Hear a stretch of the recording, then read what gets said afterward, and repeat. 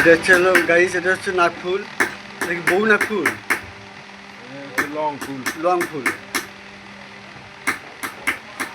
Gaibandha Ashirbad jewellers. Gaibandha Ashirbad jewellers.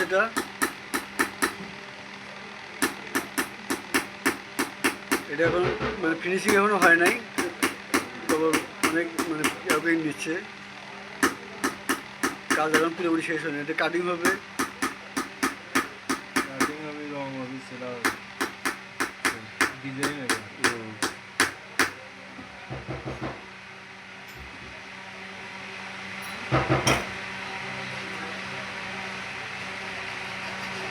একটাতে কত থেকে আছে? 1.5 দেড় রাতে করে আছে।